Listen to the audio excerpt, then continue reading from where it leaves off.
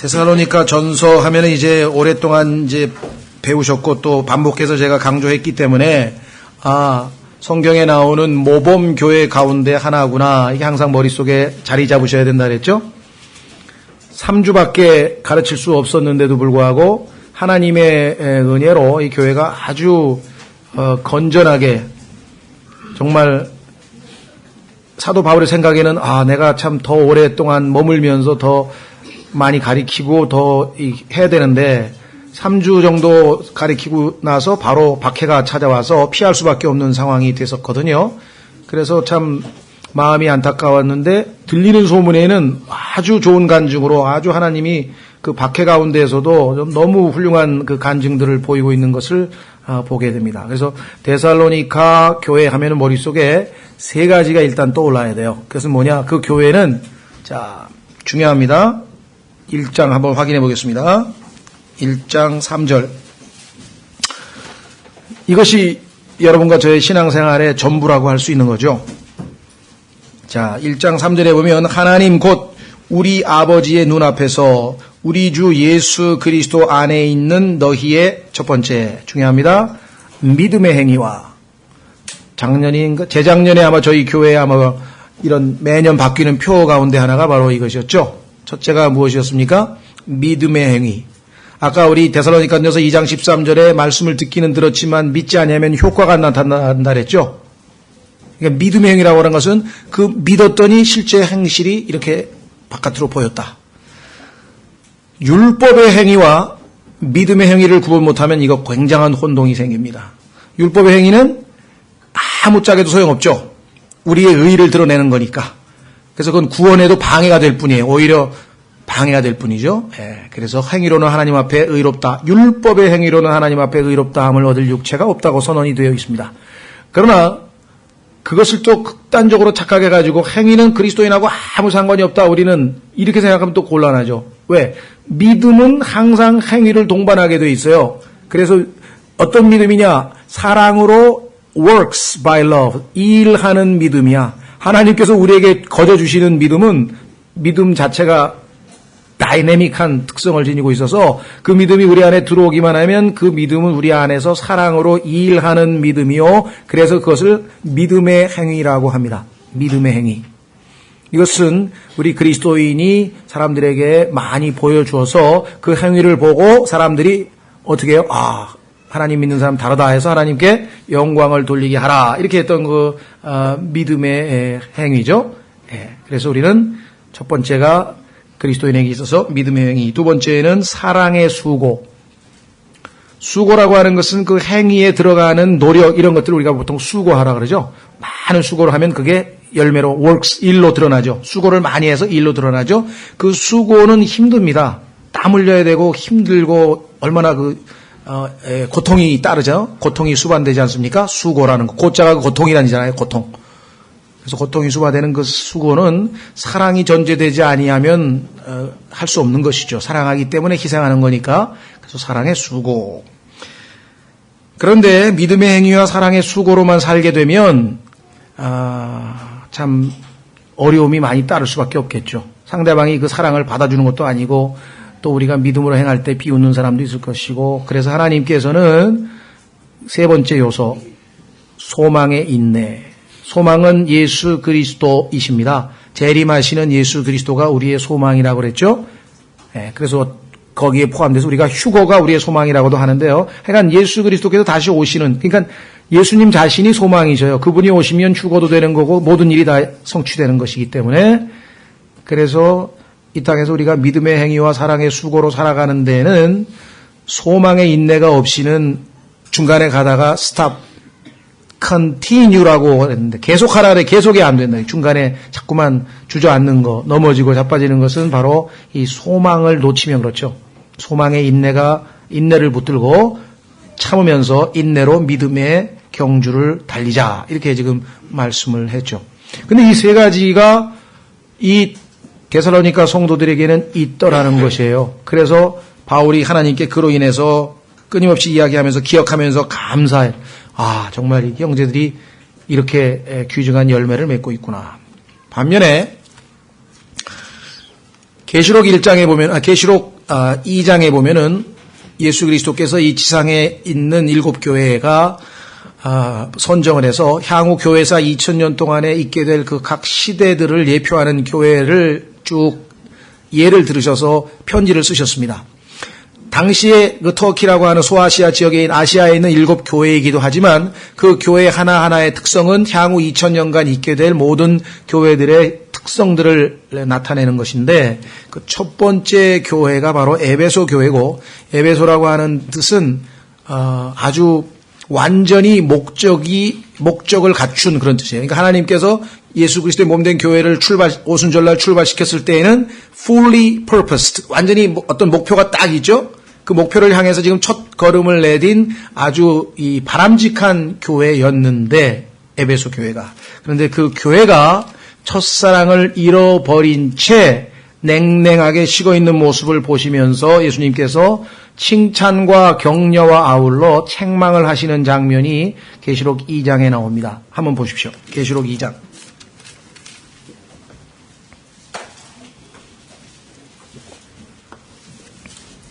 계시록 2장 1절에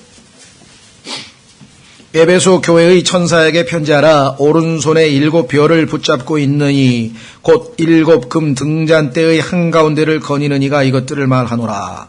내가 내 행위와 수고와 인내와 또 내가 사악한 자들을 용납하지 못함을 아노니 내가 스스로 사도라고 말하나 사도가 아닌 자들을 시험하여 그들이 거짓말하는 자들임을 알아내었으며 또 내가 참고 인내하며 내 이름을 위해 수고하고 낙심하지 아니하였느니라.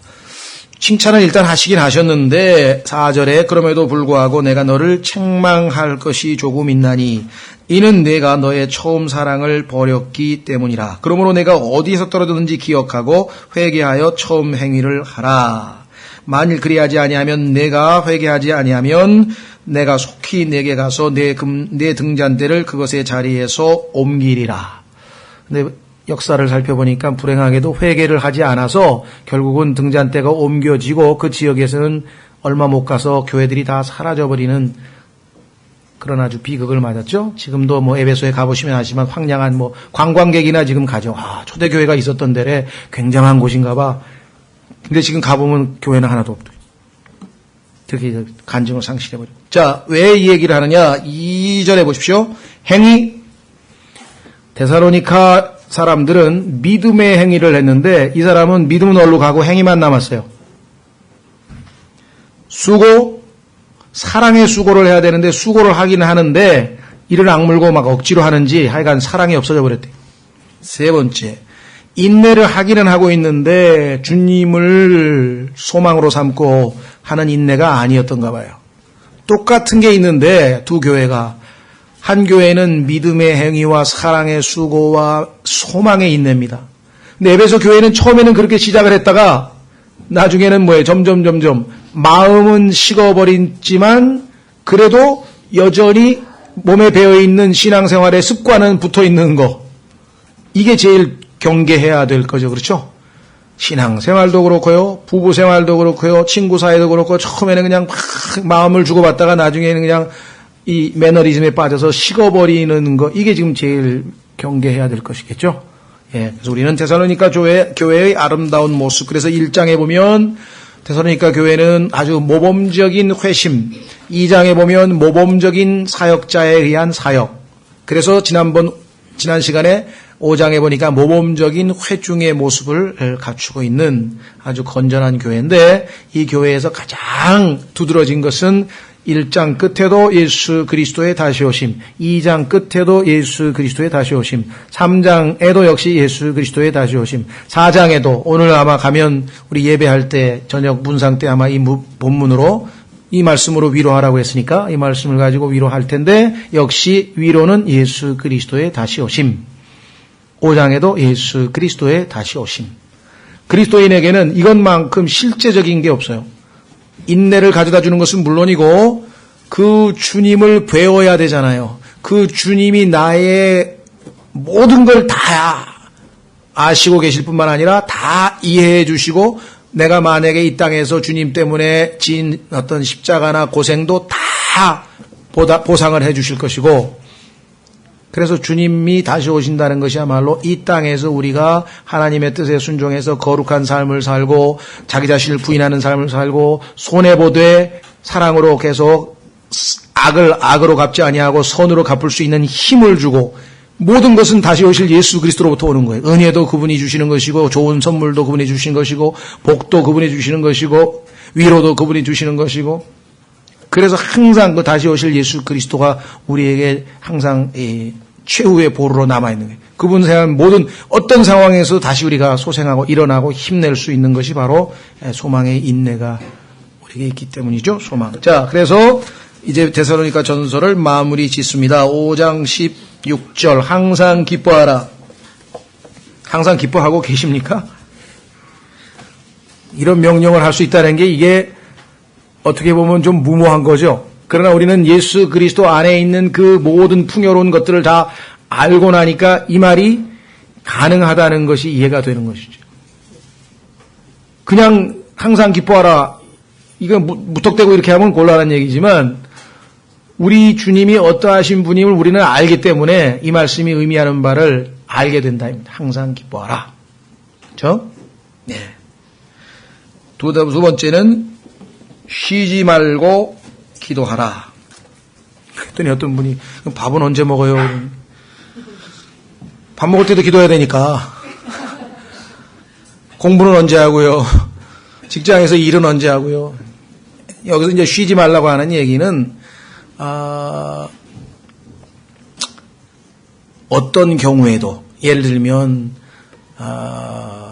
슬플 때도 기도하고 즐거울 때도 기도하고 싶을 때도 기도하고 기도하기 싫을 때도 기도하고 그런 의미에서 쉬지 말고 항상 그렇죠?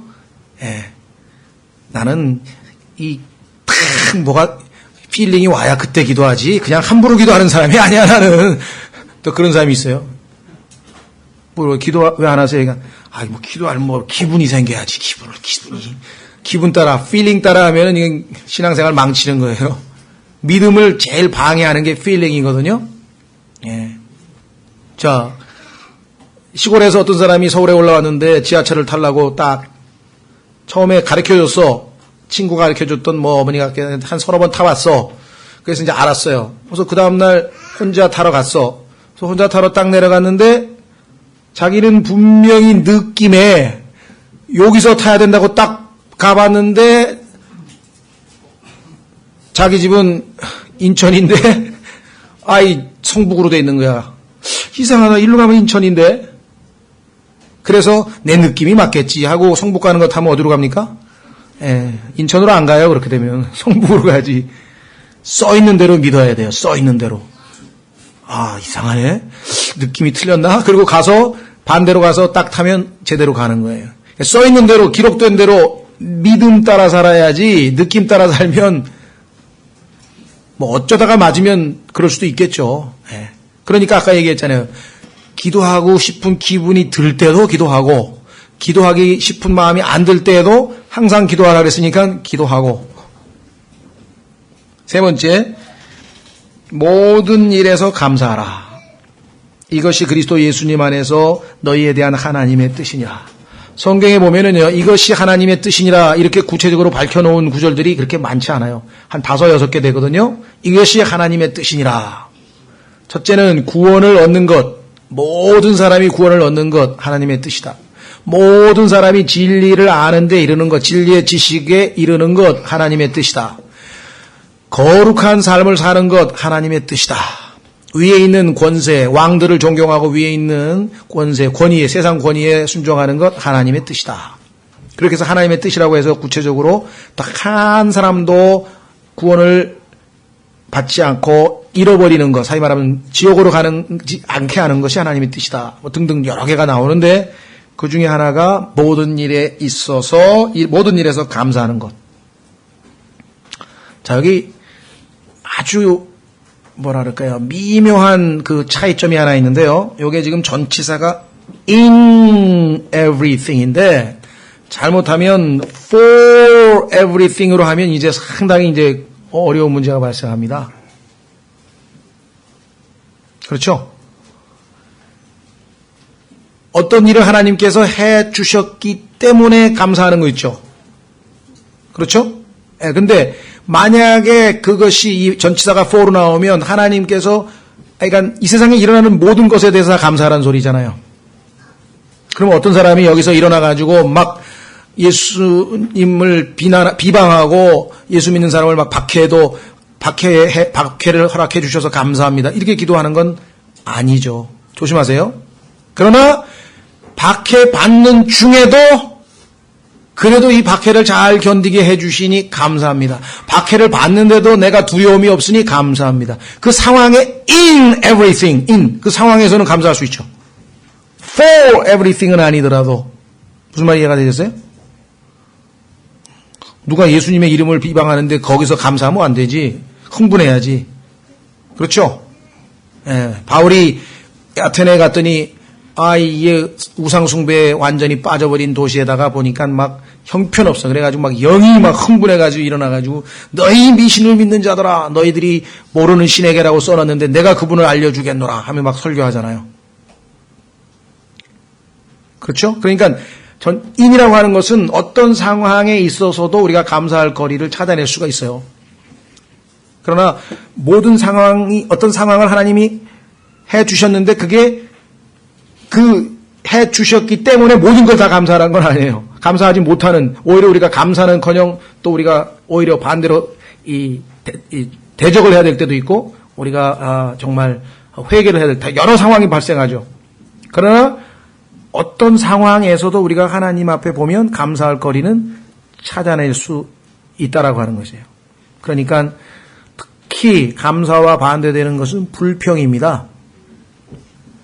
감사라고 하는 것은요, 하나님이 나에게 허락하신 상황, 하나님이 원하시지는 않았지만 나에게 일어난 그 허락하신 상황, 그렇죠? 에 대해서 만족하는 것이에요. 자, 그래서 우리는 이 in이라고 하는 전치사와 for라고 하는 전치사의 차이의 뉘앙스를 조금 이해하시면 좀 더 상황을 파악하실 수가 있겠죠. 예, 그래서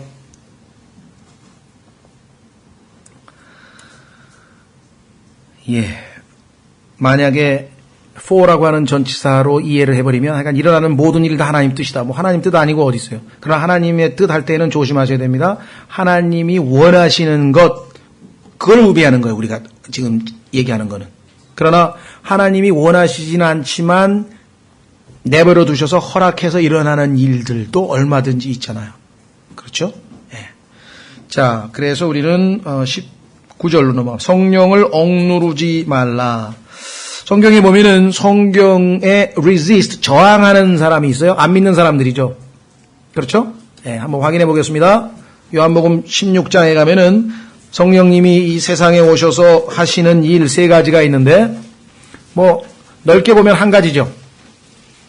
안 믿는 사람들, 세상에 속한 사람들에게 하나님께서는 성령님께서 보내셔서 책망하는 사역을 하고 계십니다. 책망하는 사역.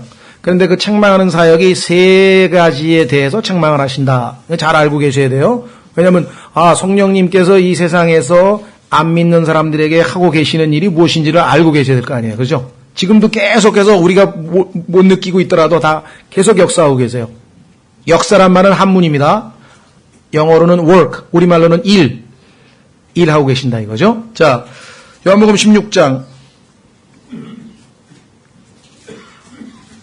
7절. 그럼에도 불구하고 내가 너희에게 진실을 말하노니 내가 떠나가는 것이 너희에게 유익하니라. 예수님이 가셔야 성령님이 오십니다. 예수님은 육체를 입고 계시기 때문에 시간적인 공간적인 제한을 받고 계십니다. 그러나 성령님이 오시면 시공간의 제약을 받지 아니하고 얼마든지 더 넓게 일하실 수 있죠. 내가 떠나가지 아니하면 위로자께서 너희에게 오지 아니하시리라. 승천하신 후 즉시 40일 있다가 이제 오셨죠. 그러나 내가 떠나면 내가 그분을 너희에게 보내리니 예수님이 보내셨습니다. 그래서 그분이 오셔서 하시는 일은 예수님을 드높이는 겁니다. 그래서 어떤 사람의 입에서 예수 그리스도가 나오면 그 사람은 지금 성령으로 충만한 상태고 그 사람의 입에서 성령님 얘기가 나오면 다른 영이 성령님을 높이는 것처럼 속이는 거고 이거 조심하셔야 돼요. 무슨 말이 이해가 되셨어요? 많은 사람들이 지금 막 성령님이여 어서 오시옵소서 환영합니다. 뭐 어서 오시옵소서 그래야 성령이 들어온대요. 성경 그 어디에도 그런 건 없고요. 그리고 그것 자체가 잘못됐어요. 왜? 내가 지금 성령으로 충만해 있으면 내 안에 계신 성령께서 예수 그리스도를 증거하고 예수 그리스도를 드높이기 위해서 오셨지, 자기를 뭐 성령님이여 어서 오시옵소서 환영합니다. 성령께서 성령에게 뭐 자기를 드높이러 오셨습니까? 그러니까 뭔가 잘못된 영이 지금 성령을 들먹이면서 미혹시키는 거죠. 사람들을 미혹시키는. 자, 그분께서 오셔서 죄에 대하여 첫째, 의에 대하여, 심판에 대하여 세상을 꾸짖으시리라. 지금도 많은 사람들이 꾸짖음을, 책망을 듣는데 resist the Spirit, 성령님께 저항하고 있어요. 그래서 지금 구원을 못 받는 거예요. 세상이 구원받지 못하는 사람은 성령님의 사역을 지금 저항하고 있는 거죠. 여기 보시면은 의에 대하여라 하면 19절 죄에 대하여라 하면 그들이 나를 믿지 아니하기 때문이요. 하나님 생각하고 우리 생각하고 많이 틀립니다. 우리는 죄에 대하여라 하면 뭡니까? 뭐 거짓말을 했다든가 뭐 간음을 저질렀다든가 무슨 뭐 살인을 저질렀다든가 무슨 이런 구체적인 죄가 떠오르는데, 그런 죄들은 아담의 죄성을 물려받고 태어난 인간이 짓는 당연한 것이에요. 안 지으면 이상해. 개가 멍멍 짖는 게 뭐가 이상합니까? 자연적이고, 고양이가 야옹야옹하는 거, 새가 날아가는 거 다 자연적인 거잖아요. 죄인이 죄 짓는 게 뭐 이상합니까? 자연적인 거지. 문제는 그 죄를 해결하시기 위해서 이 땅에 오셔서 십자가에서 죽으시고 장사되고 부활하셔서 완전히 우리로 하여금 그 죄로부터 죄라고 하는 이 죄의 노예가 된 우리를 해방시키셔서 자유함을 주시기 위해서 하나님께서 보내신 구원자, 해방자이신 예수 그리스도를 믿지 아니하는 죄, 그것이 세상 사람에게 남아있는 유일한 죄인 것을 지적받는 거죠. 성령님께 두 번째, 의에 대하여 하면 내가 아버지께로 가니 너희가 다시 나를 보지 못하기 때문이요. 의로우신 분이시기 때문에 그분은 부활하셔서 아버지께로 가셨습니다. 이 세상에 그 어떤 인간도 의롭지 못하기 때문에 아버지께로 못 가고 다 지하세계에 머물러 있는 거죠. 못 갑니다. 아무도. 그러니까 구원받을 자신이 있는 사람은 예수님의 수준의 의로움을 갖춰야 되는데, 그러지 못하려면 그 예수님을 영접해서 소유하는 수밖에는 대안이 없다. 세 번째, 심판에 대하여는 이 세상의 통치자가 심판을 받았기 때문이라. 의롭지 못하면 심판인 대상입니다. 그래서 그 예수 그리스도를 믿고 받아들이지 아니하면 이 세상의 통치자가 심판받은 것처럼 함께 지옥에서 심판을 받게 될 것이다. 이것이 성령께서 믿지 않는 자들에게 선포하고 계시는 책망입니다.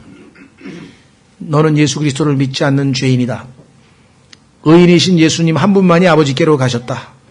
그 의의가 너에게 있느냐? 그 의의가 없다면 너도 심판을 받게 될 것이다. 그렇죠? 그렇게 해서 찔림을 줬는데도 불구하고 resist, 저항한다. 그 다음에 성령을 근심시키는 경우가 있습니다. 자, 성경을 확인해 보겠습니다. 에베소서 5장에 가면은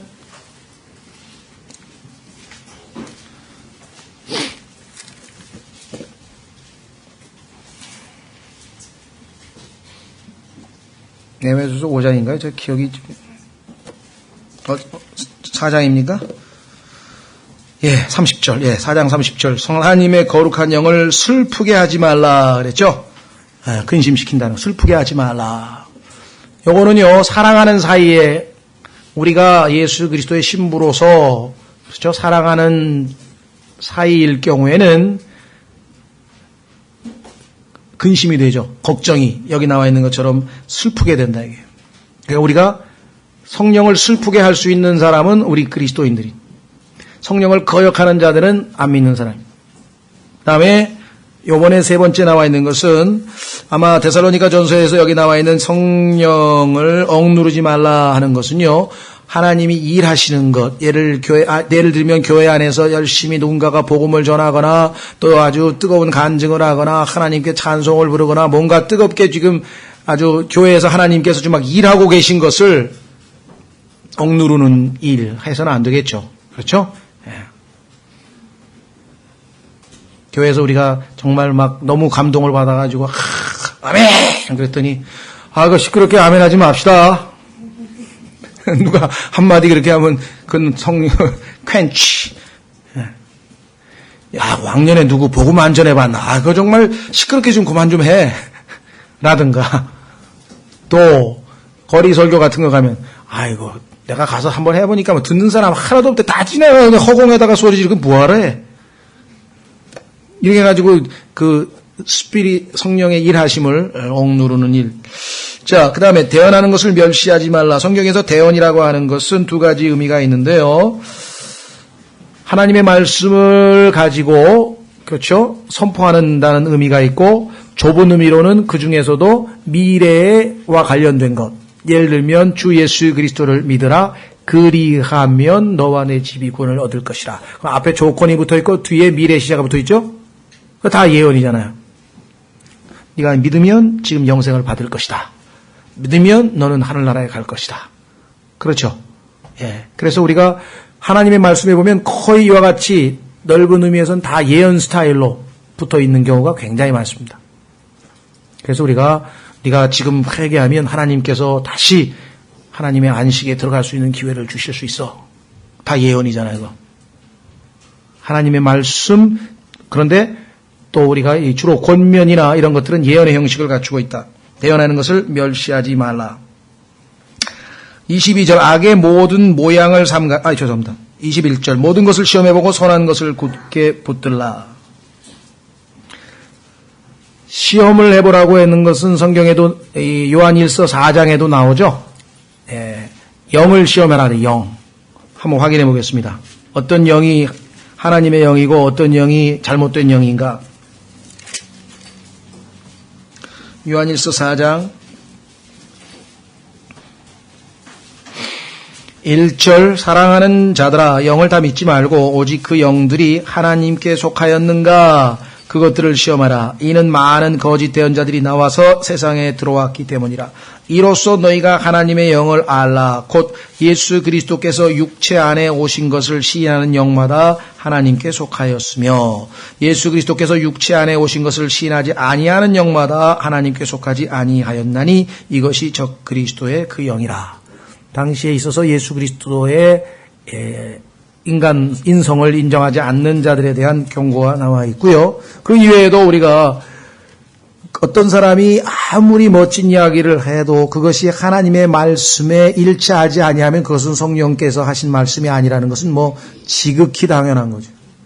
그러니까 영을 시험할 수 있는 가장 좋은 방법은 하나님의 말씀을 능숙하게 잘 알면 어떤 사람이 한 말이 하나님의 말씀에 일치하는지 아니하는지를 우리가 구분해낼 수 있는 것이죠. 그런데 잘 모르면 우리가 세상의 법을 잘 몰라서 사기당하는 수가 많잖아요. 그렇죠?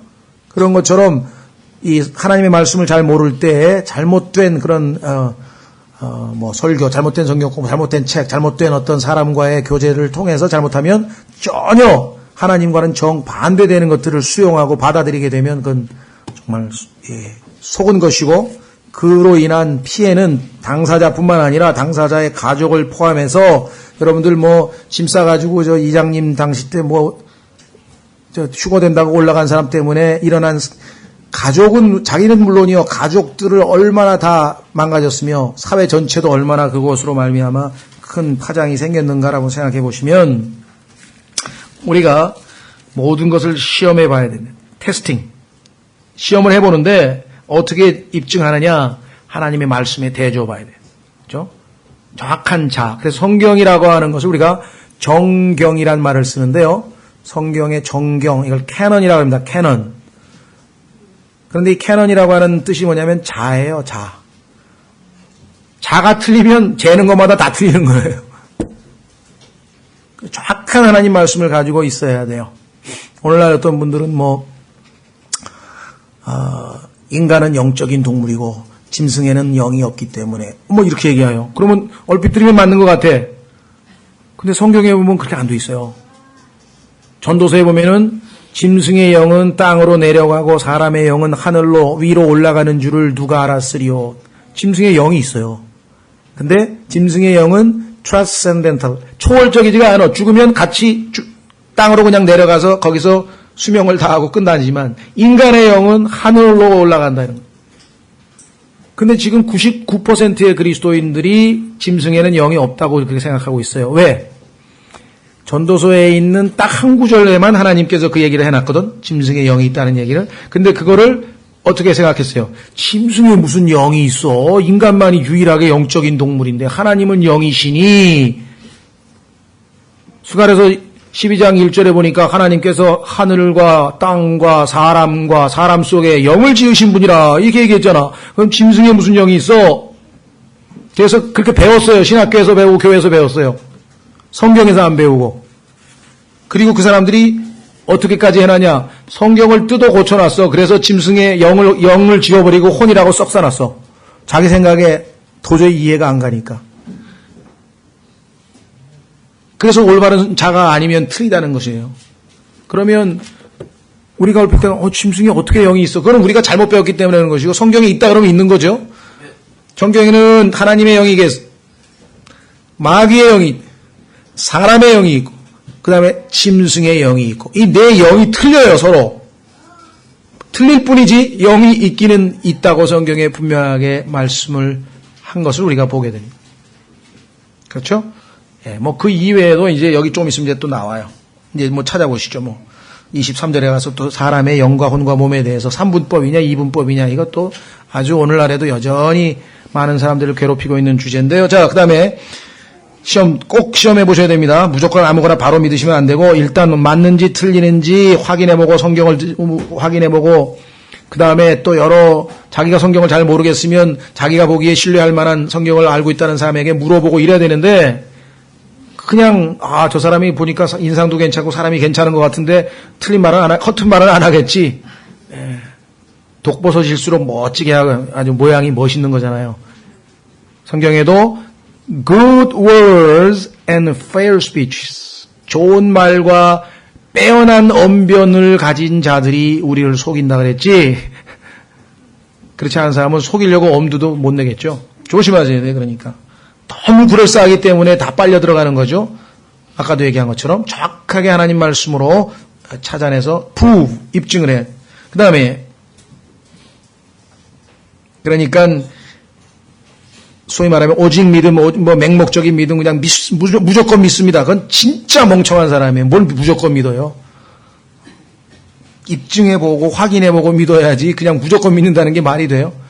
조금만 뭐 질문만 하려고 그러면 당신 믿음 없어? 그거 왜? 마치 무슨 질문하는 게 의심하는 것처럼 오해하는 사람들이 있어요. 그렇죠? 전혀 그게 아니에요. 여기 하나님이 오히려 하라는 걸 안 한 거야. 질문하는 거는 시험해보는 거죠. 확인해보는 거고.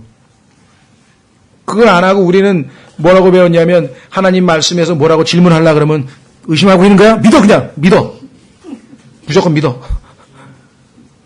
그렇게 만들어놔가지고 교회에서도 그냥 뭐 질문하는 게 이게 불신으로 비치는 어리석음을 지금 전혀 안 그렇습니다. 안 따져보고 믿는 사람이 더 잘못된 거죠. 22절 악의 모든 모양을 삼가라. 뭐 굳이 속담으로 얘기하자면요, 오이밭에 가서는 신발끈을 고쳐 매지 말라 이게. 괜히 나면 자기는 신발끈 고치려면 남이 볼 땐 뭐예요? 오이 따먹는 거, 참외 따먹는 것처럼 보이잖아요. 그러니까 내가 볼 때는 아무것도 잘못한 거 없는 것 같은데 오해 살 만한 상황에서는 그만둬야 돼요. 모양이라도, 악의 모양이라도. 정말 이 세상에서 우리 그리스도인이 이 정도면 됐지 하고 하는 수준하고 세상 사람들이 그리스도인이면 이 정도는 살아야지 하고 차이가 많아요. 세상 사람들은 우리보다 훨씬 높은 수준을 원하고 그 다음이 더 높으신 분은 하나님이시고 왜? 너희는 내가 완전한 것처럼 완전하라. 우리 그리스도인은 한두 가지 성공하면 성경 좀 읽고 기도 좀 하고 전도 좀 하고 뭐 몇 가지 하면 됐어 이제. 충분해. 그게 아니고 세상 사람들에게서는요 조그만 거 하나 가지고도 보고 있습니다. 다. 그래서 아주 우리가 이게 문제가 그냥 간증의 문제예요.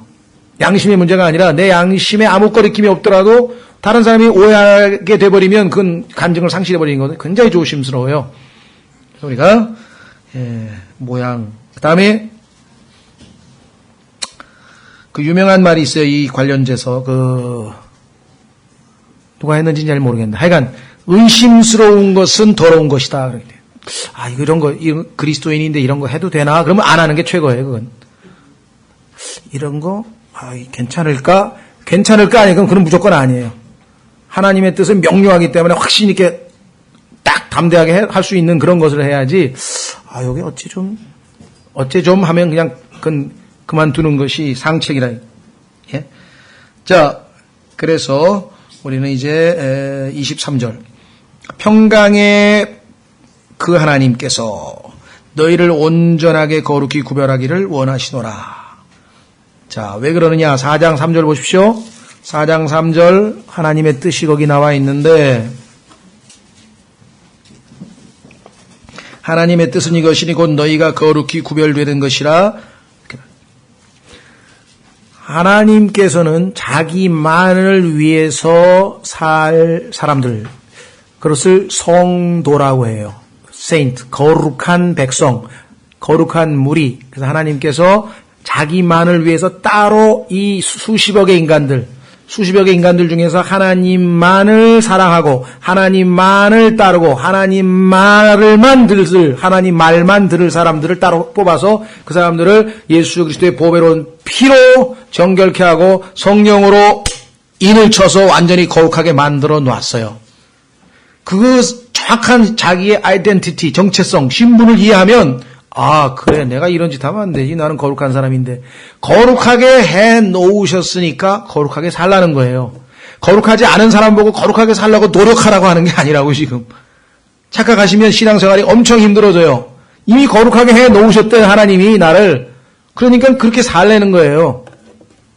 그렇죠? 실천은 아버지의 말씀이 뭐예요? 아버지요, 아버지의 말씀으로 그들을 거룩하게 하옵소서. 왜? 신분적으로는 거룩한데 실제 우리의 상태나 매일매일의 삶에서는 거룩지 않은 것들이 우리에게 계속 주입이 되고 들어오고 계속 그러니까 뭐예요? 그걸 걸러내야 되는 게 말씀의 물로 또 씻어내고 말씀의 물로 또 씻어내고 말씀의 물로 또 그렇죠? 우리가 막 일주일만 요즘엔 뭐 매일 샤워 옛날에는 한 달에 한 번씩 일주일에 한 번씩 그 대중탕을 갔는데 요즘은 이제 막 매일 샤워를 하잖아요. 예? 그러니까 매일매일 그 씻어내는 그 작업을 우리 몸을 씻듯이 말씀의 물로 씻어내면 거룩함을 유지할 수가 있는 거예요. 근데 신분으로는 거룩한 사람인데 상태는 영 거룩지 않은 경우가 허다한 경우가 있다는 거죠. 그렇죠? 예. 그래서 여기 지금 기도를 하는 거예요. 너희를 온전하게 거룩히 구별하시기를 원하노라. 내가 하나님께 기도하여 어떻게 합니까? 첫째, 너희의 온 영과 혼과 몸을 우리 주 예수 그리스도께서 오실 때까지 흠없이 보존해 주시기를 구하노라. 그 다음 24절. 너희를 부르시는 분은 신실하시니 그분께서 또한 그것을 행하시리라. 따라서 하나님께서는 반드시 행하십니다. 문제는 우리가 적극적으로 이에 동참해서 협력하면 매 안 맞고 덜 고생하고 잘 하는 거고, 안 하면 이제 하나님께서 처음에는 말로 조금 얘기하시고, 그렇죠? 그래도 안 하면 어떻게 됩니까, 이제? 회초리가 필요한 것이고, 그렇죠? 그래도 영 안 되면 그냥 데리고 가셔서 그리스도의 심판석에서 심판하시는 것이고, 자, 그래서 여기 보시면, 영과 혼과 몸, 우리의 내적인 존재로부터 순서가 기록되어 있습니다. 그런데 오늘날 그리스도인들 가운데 영과 혼과 몸으로 사람을, 인간은 어떤 존재인가, 뭐 소위 말하면 성경적 인간론 또는 뭐 인간관, 뭐 인간학, 뭐라 그러든지 간에, 그렇죠? 세상 사람들이 보면 뭐 인간학이라는 학문이 있잖아요. 또 인류학이라는 학문이 있고, 뭐 인간은 뭐 사회적 동물이다, 인간은 정치적 동물이다, 인간은 생각하는 갈대다, 뭐 인간은 어쩌다, 뭐 그죠? 이런 어떤 여러 가지 이제 성경에서 말씀하고 있는 것은 인간은 하나님의 형상으로 창조되었으나 그 형상을 잃어버린 채로 있는 타락한 존재다 이 말이에요. 그래서 예수 그리스도를 믿음으로 하나님의 형상을 되찾는 것이고, 하나님은 아버지와 아들과 성령으로 되어 있듯이 사람도 영과 혼과 몸으로 되어 있는 것이죠. 근데 창세기 2장 7절에서 분명하게 하나님께서 흙으로 사람을 만들고 사람의 몸이죠. 거기다가 하나님의 숨을 집어넣으셨어요. 영입니다. 그래서 스가랴서 12장 10절에 보면 사람 안에 영을 창조하셨다 그랬죠. 그런데 그 순간에 사람은 living soul, 산 혼이 되었다. 이렇게 성경에 얘기를 했어요. 그런데 그거를 living soul이라고 하는 것을 산 혼으로 번역하지 않고 생명이라고 번역을 하면 생명이 뭐냐 이게. 생은 또 알겠어. 한자니까. 그럼 영은 뭐예요? 스피릿이에요? living spirit? 이건 뭐 잘못 짚었다는 거죠. 그렇죠? 예수 그리스도께서 온 천하를 얻고도 너희 혼을 잃으면, 그렇죠, 혼. 인간에게 있어서 나 또는 나 자신 누구예요? 혼이에요. 혼. 인간의 혼. 그렇죠?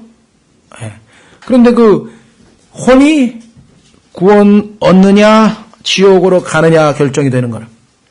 그래서 그 혼이 얼마나 소중한 것인지에 대해서 예수님께서는 그렇게 강조를 하셨는데, 그렇죠?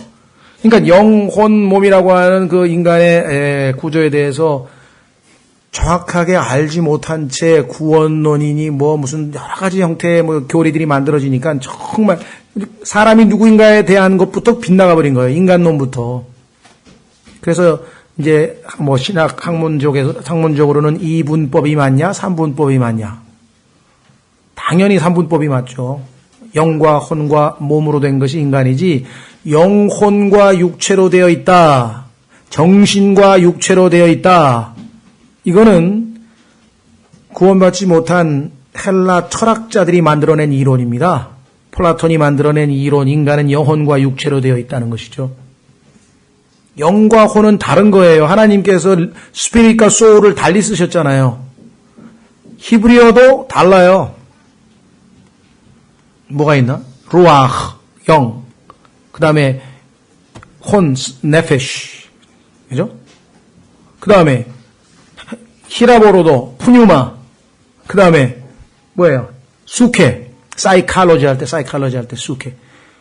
이 다 틀려요. 한문도 틀리고 한글도 틀리고 뭐 틀리고. 근데 어떻게 영혼이라고 해서 두 가지를 붙여가지고 솔직히 그래서 찬송가 부를 때 보면 전부 이 혼을 소울을 전부 다 영혼이라고 막 갖다 붙인 데가 있고요. 또 어떨 때는 스피릿을 갖다가 막 영혼이라고 갖다 붙여가지고 이게 막 양다리를 걸치고 학문적으로는 뭐 영과 혼이라고 하는 단어는 원래 성경에서 상호 교환적으로 사용될 수 있는 인간의 내적 존재로서 이러고 나오면 이제 멋있다 이렇게 interchangeably 뭐 이런 말 써놓고서 막 아주 쓰잘데기 없는 얘기들을 써놓은 거지. 하나님 말씀 그냥 믿으면 되는데. 그렇죠? 영은 영이고 혼은 혼이고 다만 이 두 가지가 내적 우리의 속사람이기 때문에 겉사람 몸과 달리 속사람 겉사람으로 나누면 그 속사람은 때로는 어떨 때에는 긴밀한 협력하에 움직일 수밖에 없는 것. 이게 우리가 그 관계를 조금 설정하는 거하고 두 가지가 똑같은 거라고 구분을 아예 안 해버리는 거하고는 완전히 다르죠. 그렇죠? 자, 인간이 영과 혼과 육. 하나님은 영이시니. 그렇죠? 한번 우리 그 스가랴서 12장 10절을 찾아보십시오. 인간에게 있어서 영이라고 하는 것이 얼마나 중요한 것인지. 스가랴서 12장 10절.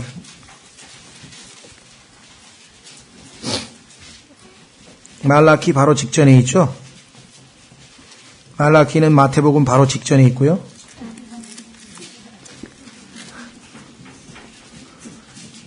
마태복음은 어딨냐고 물어보시는 분은 안 계시겠지.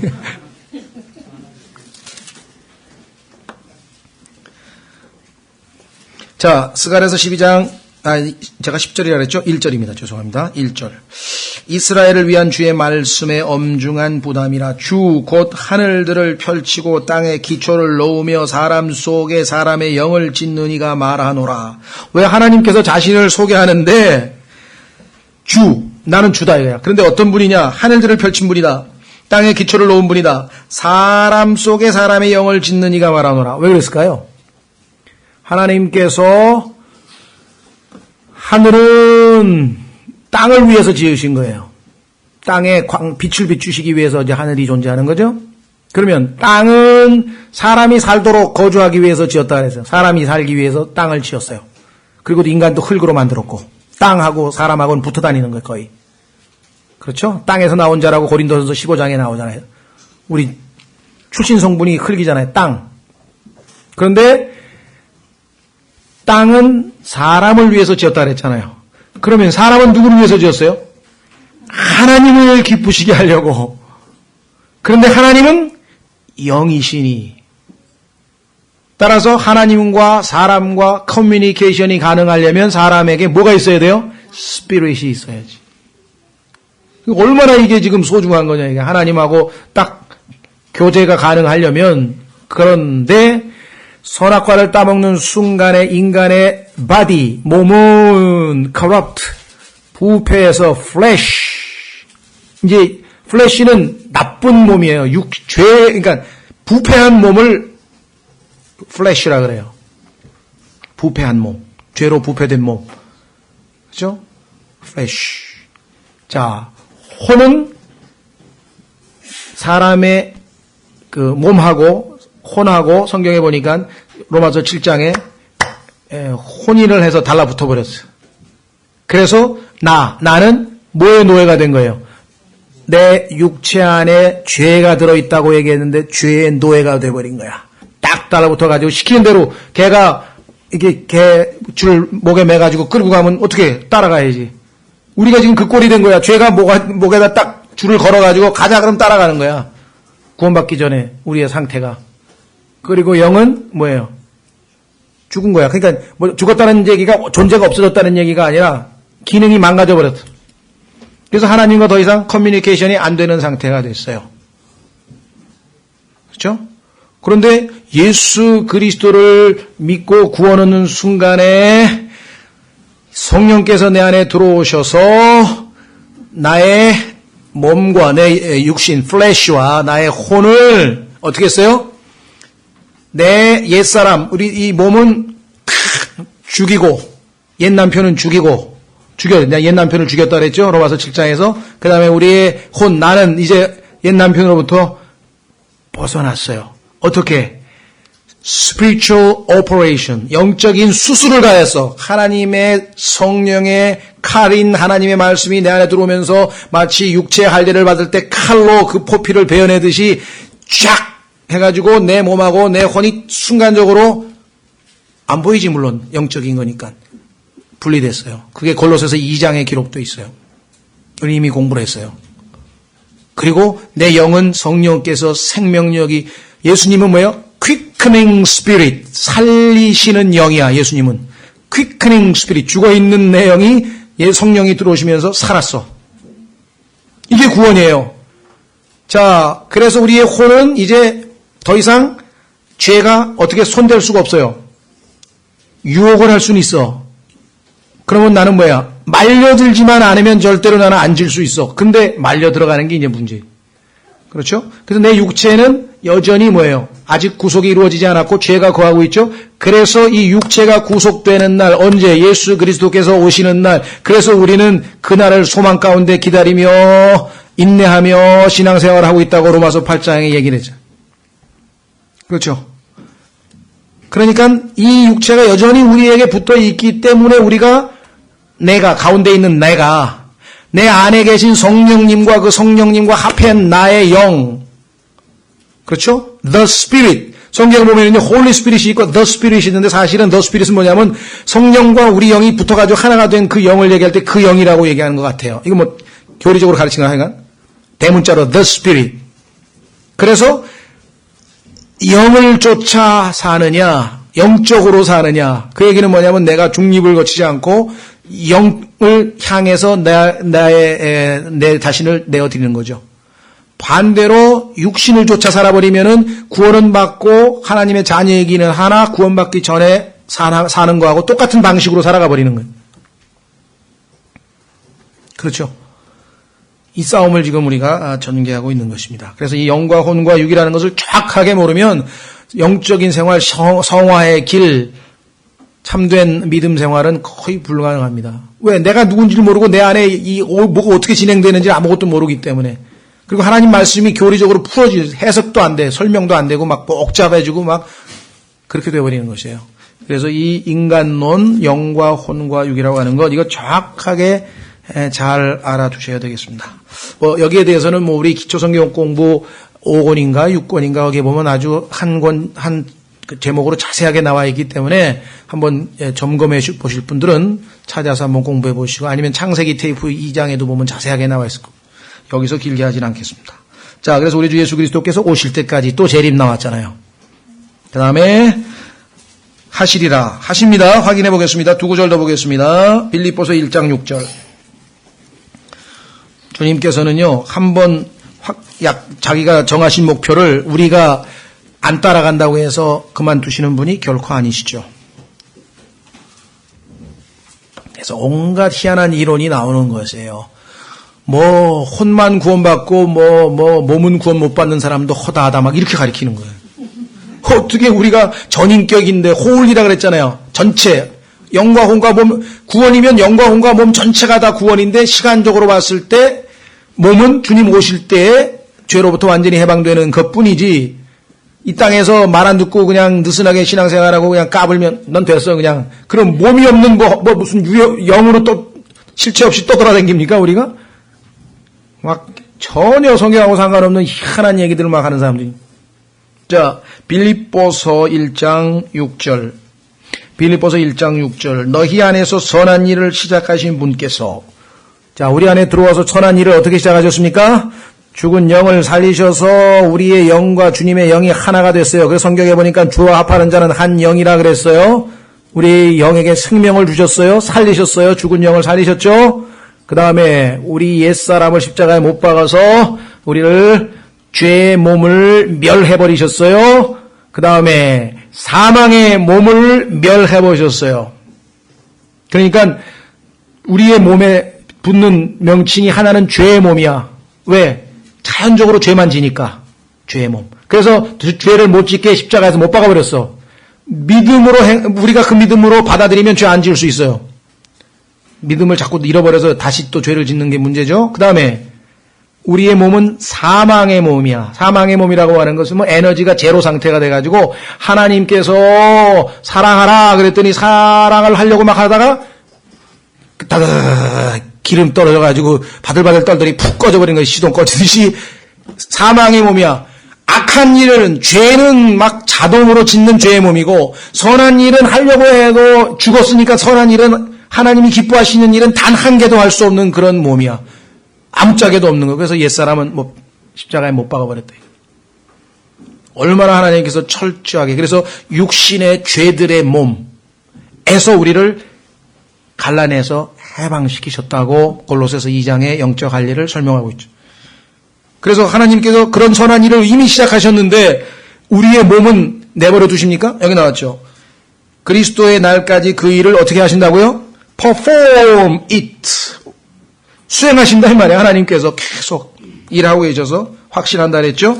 완성될 겁니다. 여러분은, 저는 영과 혼과 몸이 건전하게 100% 치유된 상태로 하나님과 영원히 함께 보내게 될 것입니다. 그 하나만 가지고도 우리는 항상 기뻐할 수 있어요. 구원 하나만 확실하면 어떤 상황에서도 항상 기뻐할 수 있다. 두 번째, 고린도전서 1장에도 또 약속돼 있어요. 너무 반가운 것 같아요. 왜? 다른 좀 신앙생활 멋지게 하는 사람하고는 우리가 비교가 좀 안 되지만, 고린도 하면 좀 만만하잖아. 고린도? 그 사람들 좀 보니까 수준이 비슷해, 우리하고. 근데 그 사람들에게도 약속이 돼 있다. 그럼 나한테도 약속이 돼 있는 게 확실하구나. 그렇죠. 참, 인간이 이러면 안 되는데.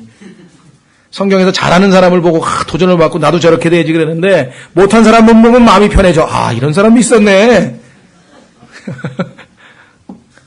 자, 고린도전서 1장 8절. 그분께서 또한 너희를 끝까지 견고하게 하사 우리 주 예수 그리스도의 날에 너희가 뭐라 그랬습니까? 책망받을 것이 없게 하시리라. 그래서요, 여러분과 제가 비록 이 땅에서 완성되지 않았더라도 예수님이 오시는 순간 우리가 홀현히 우리의 vile body, 이 천한 몸이, 이 더러운 몸이 영광스러운 몸으로 바뀌면서 주님을 만나러 올라간다 이 말이에요. 안심하고 계세요. 주님을 만나서 갈 수 있습니다. 자, 그 다음에 마지막으로 데살로니가 전서 마무리 짓겠습니다.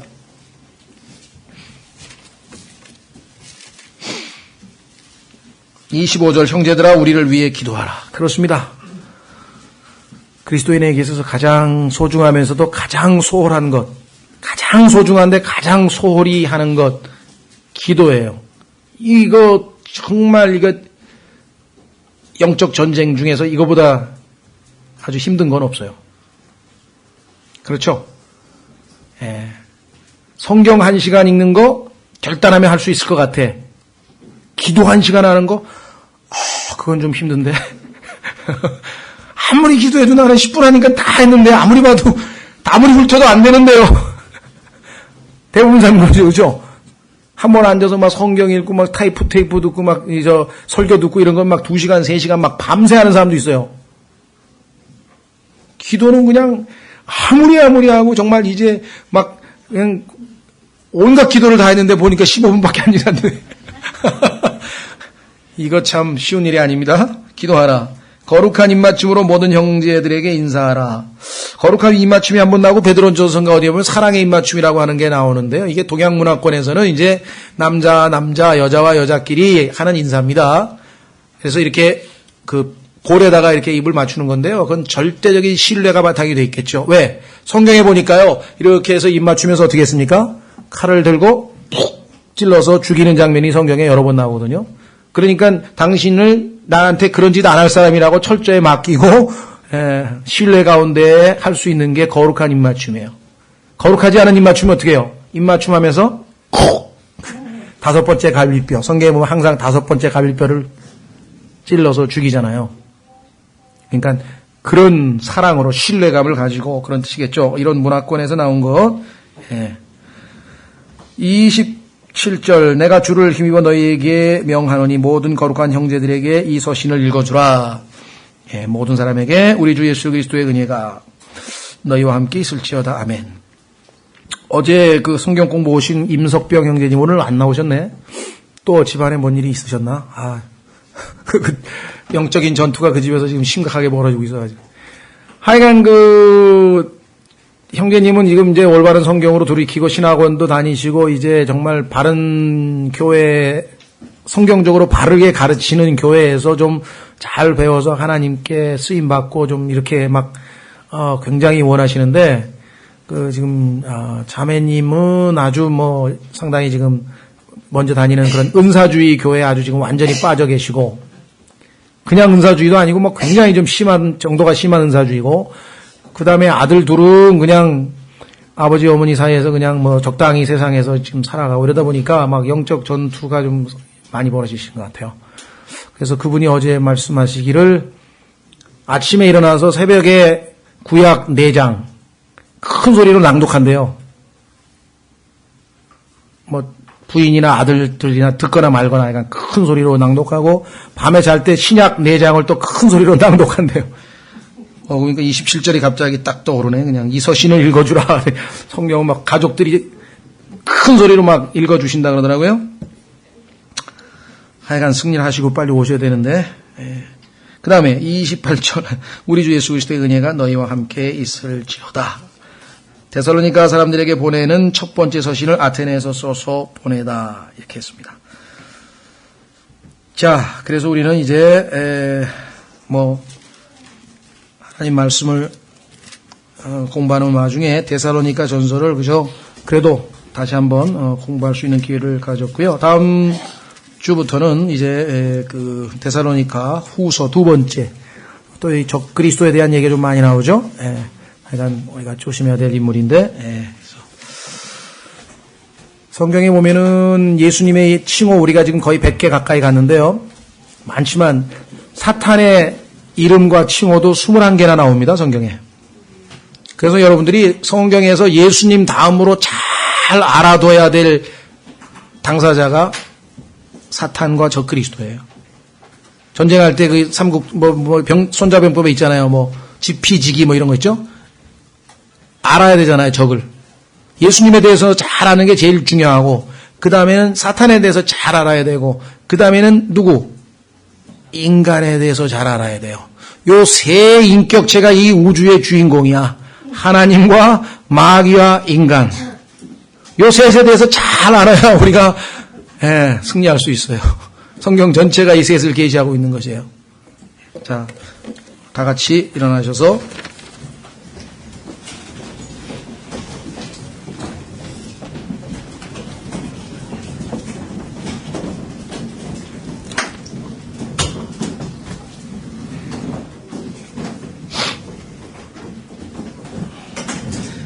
우리 389장, 찬송가 389장 같이 하겠습니다.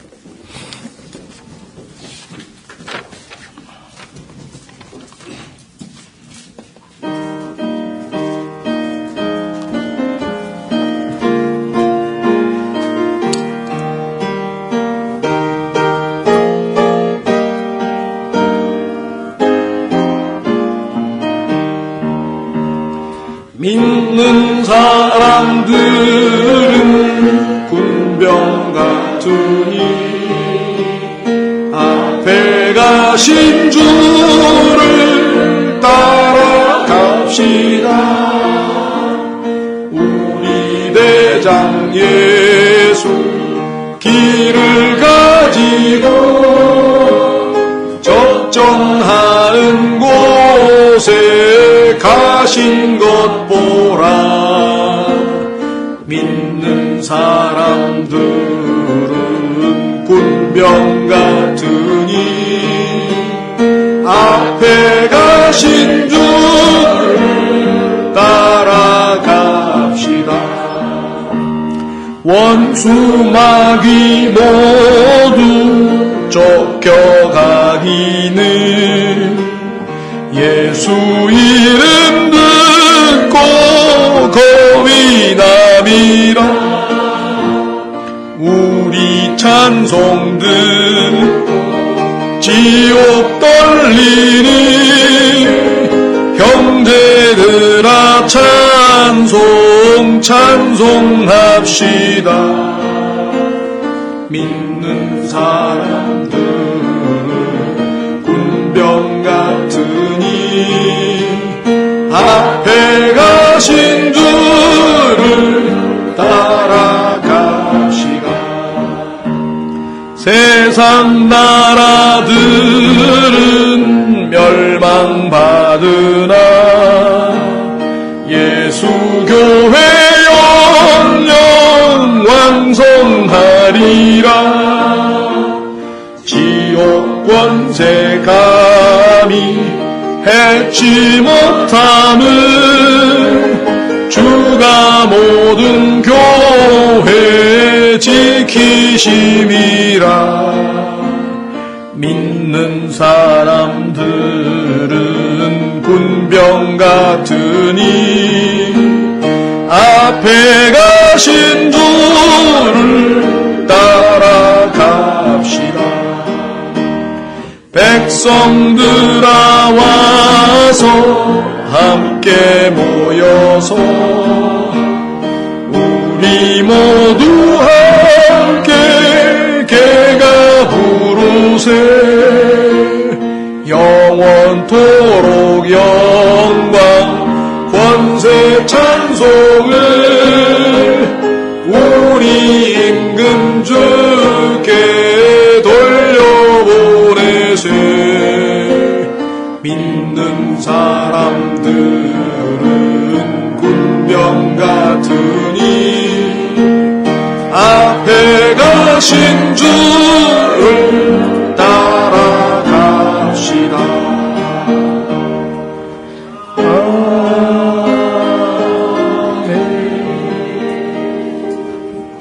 기도하겠습니다. 우리의 구원의 대장이 되셔서 우리를 앞서 인도하고 계셔서 참으로 주께서 예비하시고 약속하신 그 풍성한 삶으로 인도해 주고 계신 주님, 저희가 주님 멍에를 같이 지고 참으로 짐을 같이 나눠지고 주님을 따르는 그러한 삶을 살아가기를 원하옵고, 어떤 상황에서든지 늘 감사하고 또 기도할 수 있는 그러한 참으로 특권을 주셨는데, 주님 저희의 삶을 약속하신 대로 온전히 지키셔서 주님 오시는 그날 우리가 호련히 영광스러운 몸으로 주님과 영원한 참으로 복된 삶을 영위할 것을 늘 소망 가운데 참으로 살아갈 수 있도록 도우시기를 간절히 간구드립니다.